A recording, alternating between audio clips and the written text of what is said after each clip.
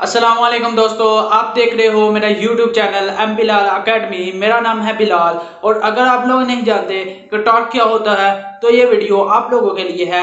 आपको ये video and तक देखना होगी और अगर अभी तक आपने मेरा ये चैनल सब्सक्राइब नहीं किया तो जल्दी से इसको सब्सक्राइब कर लीजिए और बेल आइकन के बटन को क्लिक करना मत भूलिए ताकि मेरी नई आने वाली वीडियो का नोटिफिकेशन आपको मिल सके।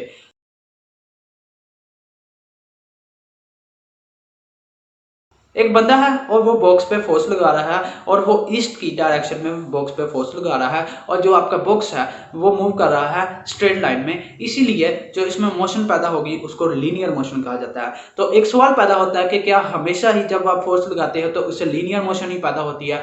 तो ये बिल्कुल गलत बात है, हमेशा लीनियर मोशन पैदा नहीं होती। तो आज हम कुछ ऐसे ही केसेस के बारे में पढ़ने जा रहे हैं कि जिससे अगर आप फोर्स लगाते हो तो लीनियर मोशन पैदा नहीं होती, आपकी बॉडी रोटेट भी कर सकती है। तो अपने मेन टॉपिक पर जाने से पहले मैं कुछ कंसेप्ट को क्लियर करना चाहता हूँ। तो जो क्लॉकवाइज मोशन होती है यानी कि घड़ी के मुताबिक, तो वो कुछ इस तरह से होती है यानी कि आपने घड़ी के मुताबिक चलना है, तो ऐसी मोशन को हम क्लॉकवाइज मोशन कहते हैं। और एक मोशन होती है एंटी क्लॉकवाइज यानी कि घड़ी के उल्ट चलना। तो घड़ी के उल्ट आप कुछ इस तरह से चलोगे तो ऐसी मोशन को हम एंटी क्लॉकवाइज मोशन कहते हैं। ये एक नट है और एक स्पैनर है, तो स्पैनर की वजह से आप नट को लूज भी कर सकते हो और टाइट भी कर सकते हो। तो अगर मैं स्पैनर पे फोर्स लगाता हूँ कुछ इस डायरेक्शन में तो जो स्पैनर है वो रोटेट करेगा और इस रोटेशन को हम एंटी क्लॉकवाइज रोटेशन कहते हैं क्योंकि जो बॉडी है उसने मूव किया है घड़ी के उल्ट।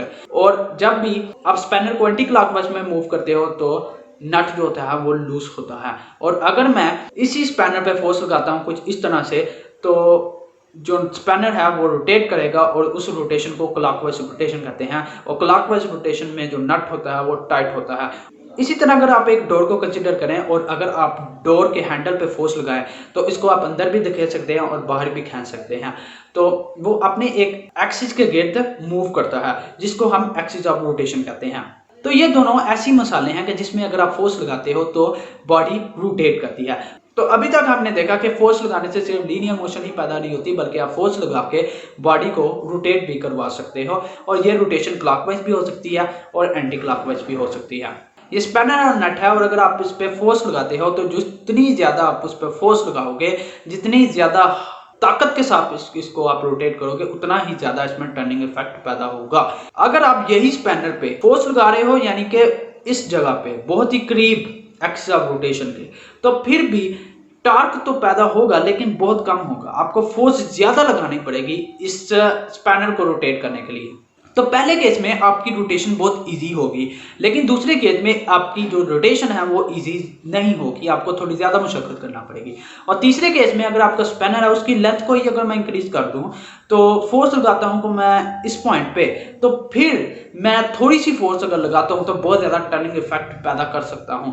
यानी कि इस केस में भी जो टर्निंग इफेक्ट है वो बढ़ेगा अगर मैं फोर्स को इंक्रीज करता हूं। तो हर एक केस में यहाँ पे तीनों केसेस में टर्निंग इफेक्ट बढ़ता है अगर आप फोर्स ज्यादा लगाते हो, लेकिन दूसरे केस में आपको बहुत ज्यादा फोर्स लगानी पड़ती है उसको रोटेट करने के लिए और इस केस में पहले केस में थोड़ा सा कम मशक्कत करनी पड़ती है और इस लास्ट केस में आपको बहुत ही कम मेहनत करनी पड़ती है और आपका टॉर्क बहुत ज्यादा जनरेट हो जाता है।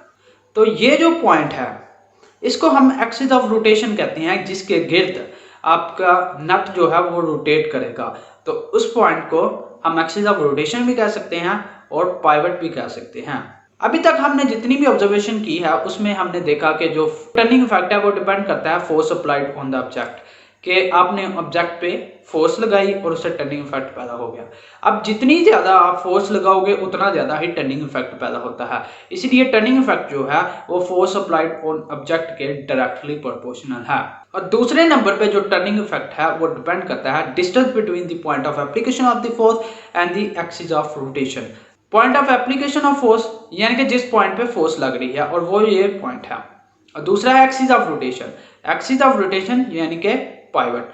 तो फोर्स और पाइवट के दरमियान के फासले पे भी टर्निंग इफेक्ट डिपेंड करता है। तो अगर आपका स्पैनर ये है और force line of action of force ये है और पाइवट पॉइंट ये है तो उसके इसमें डिस्टेंस कुछ ये होगा। और अगर आप इसकी लेंथ स्पैनर की बढ़ा देते हो तो उसका डिस्टेंस भी बदल जाएगा और आप देख सकते हो।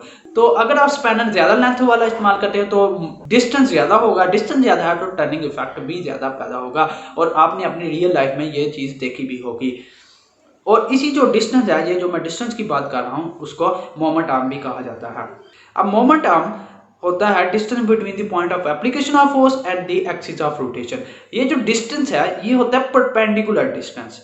यहाँ पे एक मिक्स कंसेप्शन है, उसको मैं क्लियर करना चाहता हूँ कि ये स्पैनर है, इस पे जो line of action of force है वो ये है, और इस पे जो पाइवट पॉइंट है वो ये है। अब इन दोनों के दरमियान जो परपेंडिकुलर डिस्टेंस है वो ये है, यानी कि परपेंडिकुलर डिस्टेंस से मुराद ये है कि फोर्स के साथ भी 90 का एंगल बने डिस्टेंस का, और जो पाइवट के साथ भी डिस्टेंस का 90 का एंगल बने, तो फिर उसको हम परपेंडिकुलर डिस्टेंस कहते हैं।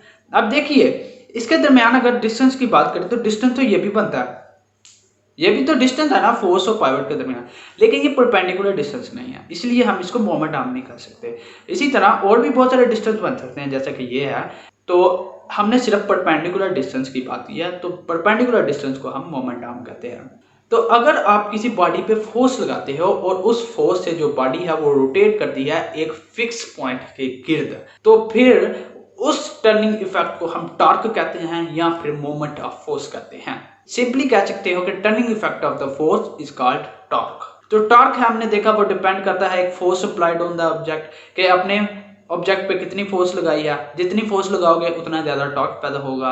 और दूसरा मोमेंट आर्म पे जितना डिस्टेंस ज़्यादा होगा उतनी आसानी से आप किसी भी चीज़ को रोटेट कर सकते हो, उतना ही ज़्यादा टॉर्क प्रोड्यूस होगा। अब टॉर्क एक वेक्टर क्वांटिटी है, तो उसकी एक डायरेक्शन भी होगी तो और इसकी एक मैग्नीट्यूड भी होगी। उसकी जो मैग्नीट्यूड होती है वो प्रोडक्ट होती है मोमेंट आर्म का और force applied on the object का। ये एक स्पैनर है और एक नट है, और अगर आप फोर्स लगाते हो इस पॉइंट पे कि जो आपकी line of action of force है वो सेम होती है एक्सिस ऑफ रोटेशन के, यानी कि पॉइंट पाइवट के, तो तब जो है वो आपका परपेंडिकुलर डिस्टेंस ये मोमेंट आर्म है वो जीरो हो जाता है, जिसका मतलब है कि tau is equal to L multiply by F होता है। एल अगर जीरो है तो एफ के साथ मल्टीप्लाई होकर टॉर्क भी जीरो हो जाएगा, तो जिसका मतलब है कि कोई भी टर्निंग इफेक्ट पैदा नहीं होगा। तो जब भी आपकी line of action of applied force pass करती है पाइवट पॉइंट से, जैसा कि इस पॉइंट में था कि फोर्स और पाइवट पॉइंट एक ही जगह पे थे, तो value of the moment arm zero हो जाती है, परपेंडिकुलर डिस्टेंस कोई भी नहीं इनमें रहता क्योंकि सेम लाइन में आते हैं वो, तो डिस्टेंस क्या होगा, जीरो ही होगा ना। तो इसी केस में जो टॉर्क होता है वो जीरो होता है। तो उम्मीद करता हूं कि आज के मेरे इस लेक्चर से आपको टॉर्क का कंसेप्ट क्लियर हो गया होगा। तो अगर आप लोगों को मेरी ये वीडियो आई है पसंद तो जल्दी से कर दीजिए इसको लाइक और अपने दोस्तों से कीजिए शेयर, और अभी तक अगर आपने मेरे इस चैनल को सब्सक्राइब नहीं किया तो जल्दी से कर लीजिए सब्सक्राइब और बेल आइकन को कर लीजिए क्लिक, ताकि मेरी नई आने वाली वीडियो का नोटिफिकेशन आपको मिल सके। अल्लाह हाफिज़।